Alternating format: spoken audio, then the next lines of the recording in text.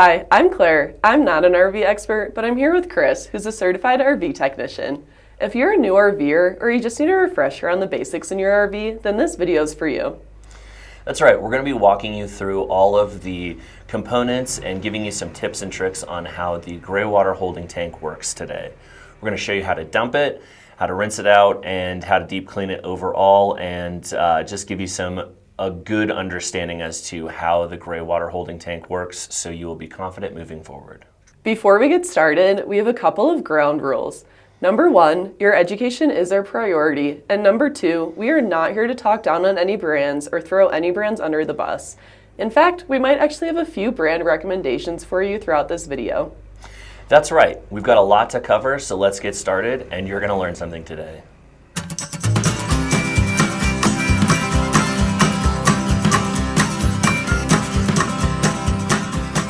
RV gray water holding tanks are used to collect the water which runs down the drain from the kitchen sink, the bathroom sink, and the shower and bathtub of the bathroom.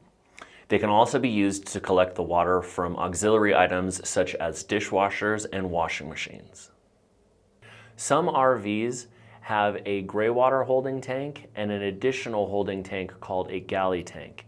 A galley tank is used to collect water that comes from the kitchen sink only. Gray water holding tanks are relatively trouble-free when it comes to items around your RV. Some of the problems which may occur inside of the gray water holding tank are odors, clogs, and misreading sensors. Of these three, misreading sensors tends to be the ones which crop up the most, but fortunately they can also easily be cleaned and restored to working condition through a couple of very easy steps. In order to avoid these problems in the gray water holding tank, let's start with washing the dishes.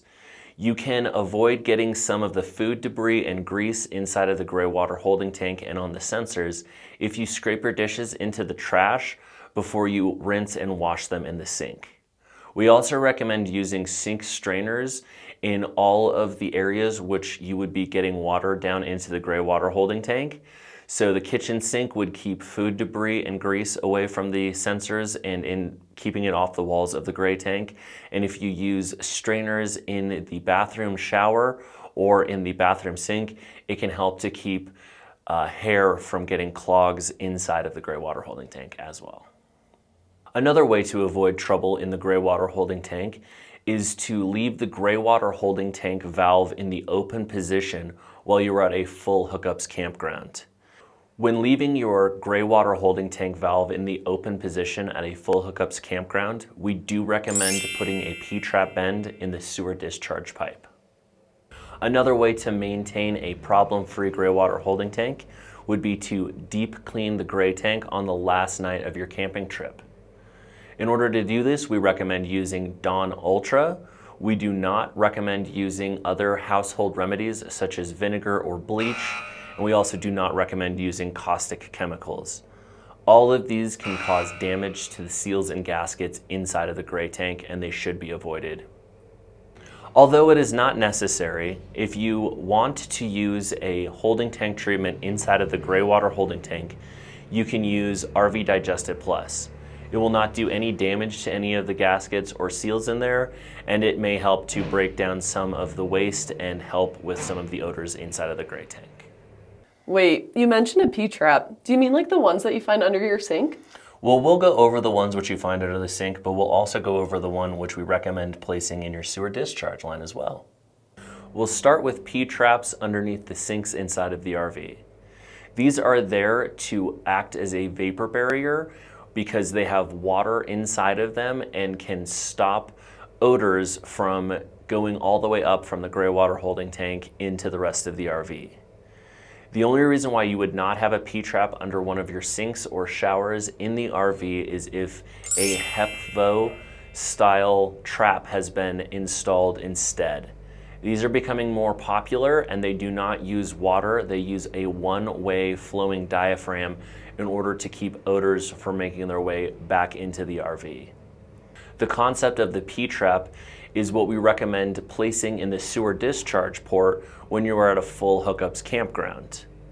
What you're going to want to do is add a P-trap bend and then fill that P-trap bend with water for the sewer discharge pipe if you're going to leave the gray water valve open. This will do the exact same thing which a P-trap inside of the RV does, and will act as a vapor barrier from any odors coming up from the sewer at the campsite that you were staying at. Placing a P-trap bend in the sewer discharge hose is a very easy thing to do, and it does not take very much time whatsoever. All that you need to do is form a P-trap bend that drops below where the start of the sewer discharge hose support begins, and then loop the other end back up and connect it into the RV discharge port. In order to add water to the P-trap bend, simply run a sink inside of the RV for a few seconds with the holding tank valve in the open position. To remove the P-trap, simply straighten the line. This will create a path of least resistance for the water to flow through into the sewer discharge port. Having a P-trap bend in the sewer discharge pipe is also useful when you have high water usage items such as washing machines and dishwashers. These use a lot of water and will be dumping lots and lots of water through the gray water holding tank and ultimately into the sewer discharge port. And it is a good idea to keep the gray water holding tank valve open for these auxiliary items. Some RVs are plumbed for a washing machine to be installed on it. Some of these RVs also have a dedicated discharge line for draining the washing machine rather than letting it drain into the gray water holding tank. When it comes to leaving your gray water valve in the open position, sewer flies are typically not an issue so long as you have the P-trap bend with the water in it. This will usually stop sewer flies from making their way into the RV. Rodents and other vermin are typically not a problem at all, but we do mention it only because it is brought up online from time to time, even though it does not occur very frequently. Okay, that seems easy enough. What about when I'm done camping? Well, dumping your tanks is very straightforward. Dumping your gray water holding tank may be necessary if you were boondocking or dry camping. We recommend dumping the contents of the gray water holding tank only at an approved dump station, or if you are camping at a full hookups campsite, it can certainly go into the sewer discharge port at your campsite. However, as we mentioned before, this will probably not be necessary if you have left your gray water holding tank valve in the open position. We recommend dumping the contents of the black water holding tank first. This will allow the gray water to partially rinse out the sewer discharge hose and will keep cross-contamination from the black and the gray water tanks from happening. In order to dump the tank, simply open the valve of the gray water holding tank and allow the liquid contents to flow out and into either the dump station or the sewer discharge port.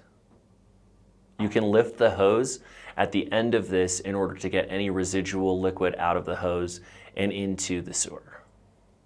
A tip which we have if you have left the gray water holding tank valve in the open position at a full hookups campground would be to close the gray water holding tank valve the night before you plan to break camp the following morning. This will allow water to build up inside of the gray water holding tank and can help to rinse out the sewer discharge hose when you dump the black tank. Under no circumstances do we recommend open dumping the contents of your gray water holding tank. It is illegal in most states and can do a lot of damage to both the environment and to campsites. So, if I'm already using dish soap to clean my dishes, do I still need to clean my gray tank? Yeah, it's still a very good idea to deep clean your gray tank from time to time. And just remember, when you're washing your dishes with liquid dish soap, you're not using nearly the amount which we're recommending you to use when it comes to deep cleaning your gray tank. If you are struggling with odors or misreading sensors, then one way to remedy it is going to be to deep clean your gray water holding tank. We recommend deep cleaning your gray water holding tank at least twice a year. This should be done as regular maintenance and should be done at the start and end of the camping season. In order to do this, pour 20 ounces or more of Dawn Ultra down one of the sinks and then follow that with lots of water until you fill up the gray water holding tank. You may want to do this the night before you break camp if you are at a full hookups campground. You'll want to make sure that the gray water holding tank valve is in the closed position when you do this. And in order to know when you have enough water, which has filled up inside of the gray tank, you will start to see soap suds backing up at the lowest drain in the RV. This is typically in the RV shower or in one of the bathtubs in your RV. The following morning, while you are breaking down camp, dump the contents of the gray water holding tank after you have dumped the black tank, and this will complete the deep cleaning of the gray tank. Clogs in the gray water system can occur before the gray water holding tank, in the gray tank, and in the plumbing beyond the gray water holding tank before the discharge valve. Since this is a far more complex situation to deal with, we will be handling that in an additional video, which we will link down in the description below. Should I leave water or a mixture of Dawn Ultra and water in my gray tank while I'm not using my RV in between trips? That's a great question. And when it comes to this, we just recommend that you leave the gray water holding tank empty when you're not using your RV. When it comes to storing your RV in between camping trips, we recommend storing it with an empty gray tank. This will keep any liquid out of there, which could lead to the buildup of mold, which can occur in dark and damp areas.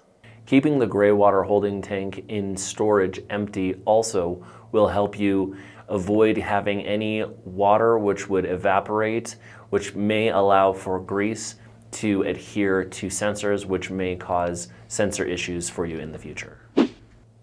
Wow, those were some great tips. Can you go over some main takeaways? Absolutely.